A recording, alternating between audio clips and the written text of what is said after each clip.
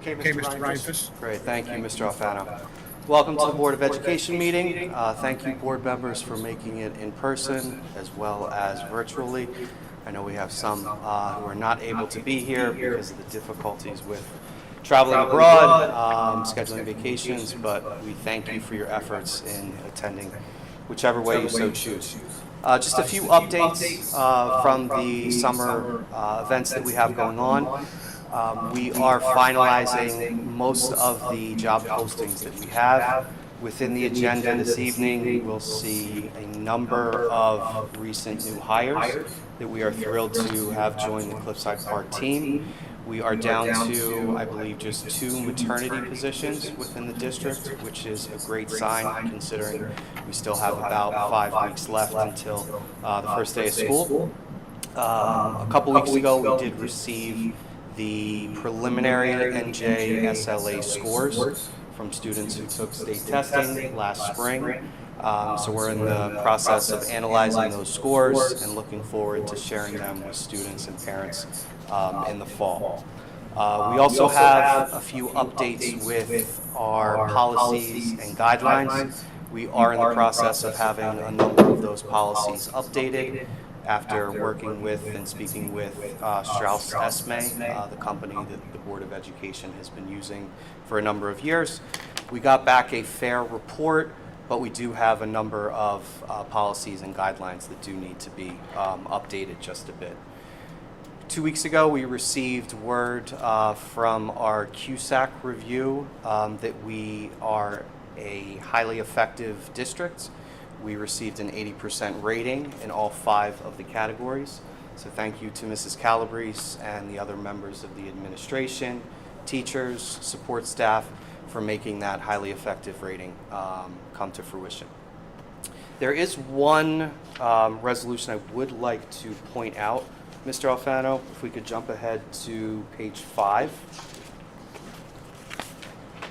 So resolution number 20, one appointment that is going to be approved tonight is the appointment of Michael Spirito as the high school vice principal. Mr. Spirito has been in district for a number of years as a special education teacher, a coach, middle school teacher, and most recently the supervisor of pupil personnel.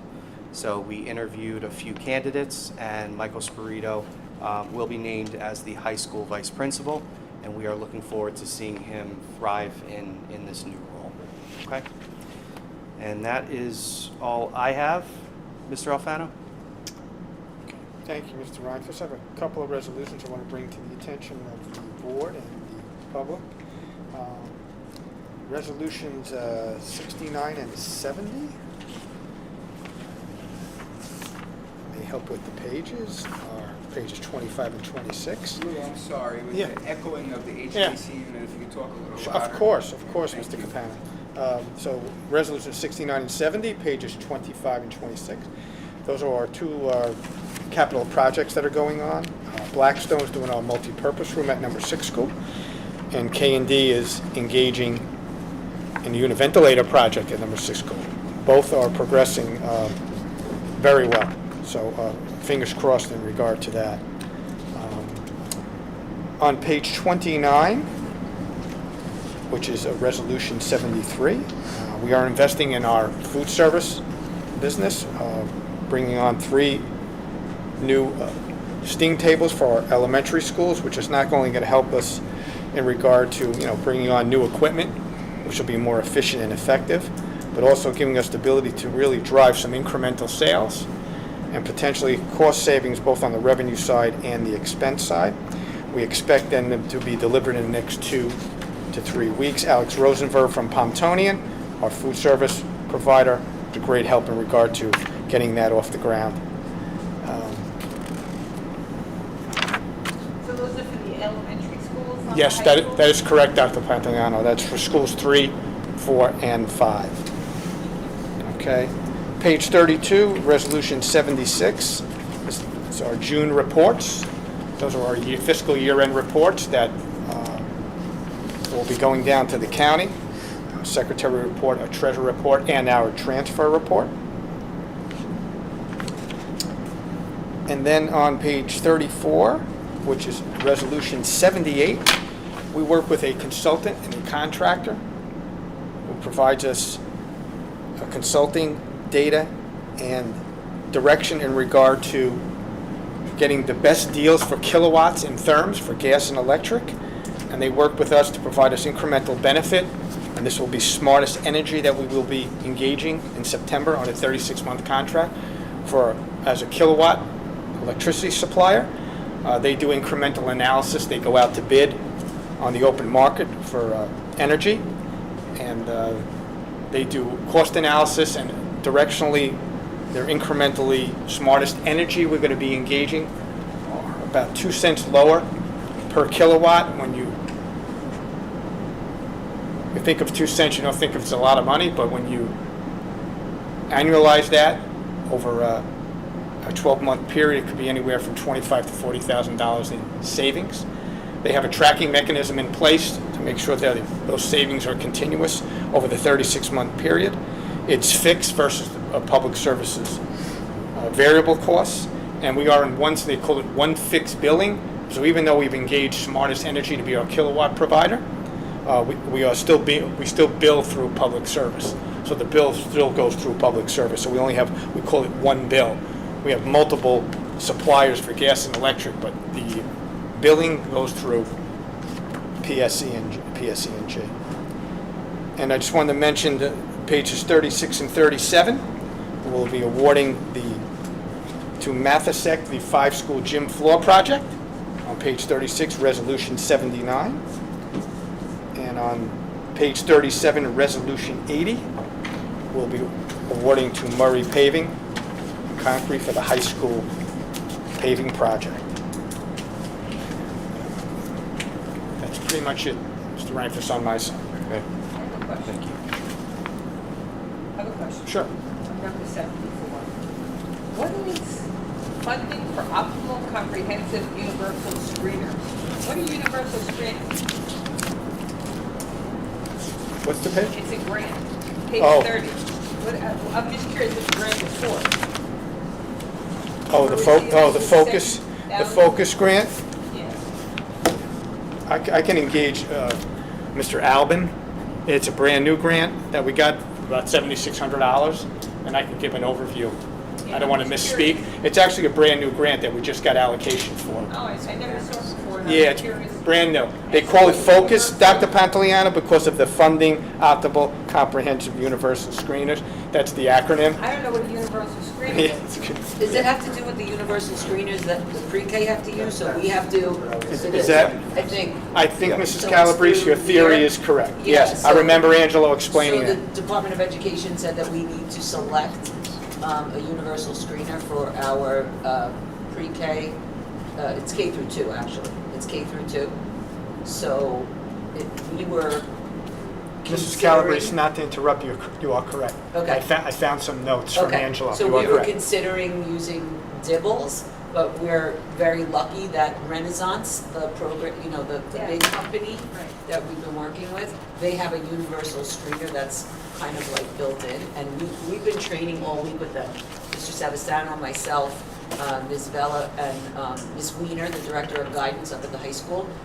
Ms. Weiner actually spearheaded this with Ms. Vella and Mr. Savastano and Mr. Alban, and they put together what we call a power team, and it's like a data power team, and it falls under the MTSS umbrella, and now the universal screeners will come out of there, and they're really for K through 2. So the screener, you question, is a tool Yes. to screen students, I guess, for placement and so forth. So we've already It wasn't had sure a what the universal screener- screener. could've been Okay, extra. now that I look at my notes, Yeah. yeah, Angelo, So the answer- he had to explain it to me too, Yeah, so honestly. it is a universal screener. They have a couple of them that you can use, but we have a built-in one in Renaissance. Thank you. And how I understand, this could be a yearly allocation. Oh, that's good. Could be a yearly application, we'll see. Thank you. Thank you.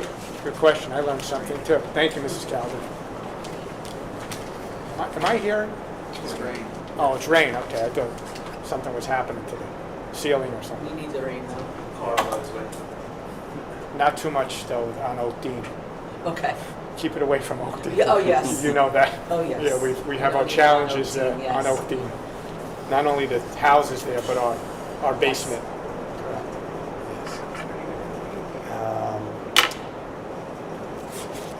Mr. Reinforth, that pretty much wraps up my overview. Sounds good.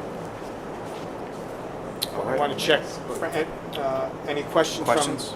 Dr. Pantayan? Any questions? No, I have a committee. Mr. Russo? Okay. Any Is that short? committee reports? Yeah, it's kind of a committee report. Okay.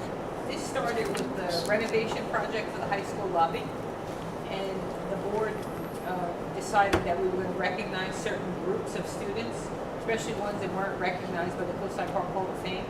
So we're going to have a cheer for the cheerleaders, a cheer wall of fame. And I met with Coach Mandel and actually Laura Solander, who was a cheerleader in the 90s. And we're going to start recognizing some cheerleaders every year, every other year.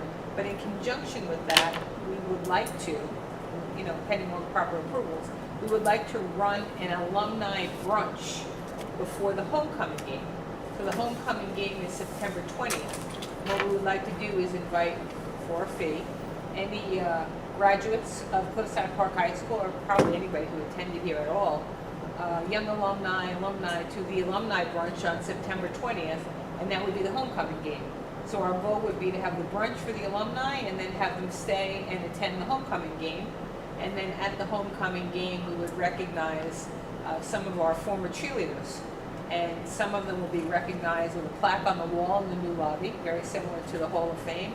And then we would also not only like to recognize our cheerleaders from years ago, but we want to actually, and thanks to Mrs. Calabrese, we want to recognize some of our more recent alumni.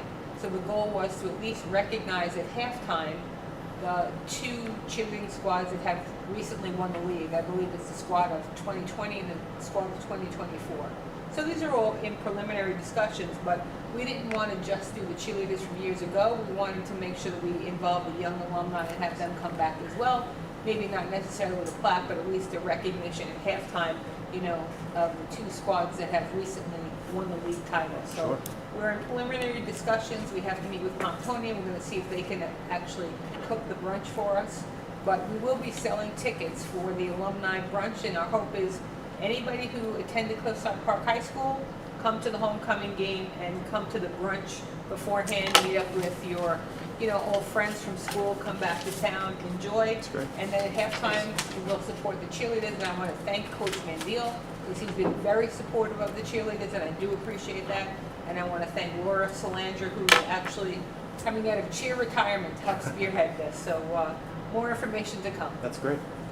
Could even get the culinary students involved. That would be wonderful. See, I want to bring alumni and young alumni together. So hopefully we'll have as many young alumni as we do more distant alumni. Sure, love it. Are there any other committee reports anybody would like to share? Frank, anything No. from the public? Thank you. You done? Yeah, well, I'll make a motion to approve the agenda. Yep. I'll second it. That first was Mr. Capano, and the second was Mr. Russo. Okay, we'll now take a vote. The agenda. Mrs. Abreu's not here. Mr. Capano? Yes.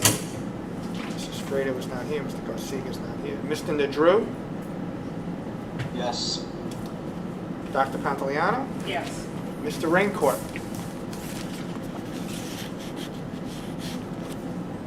Thank you, Mr. Raincourt. Mr. Russo? Yes. Mr. Terabacchia? Yes.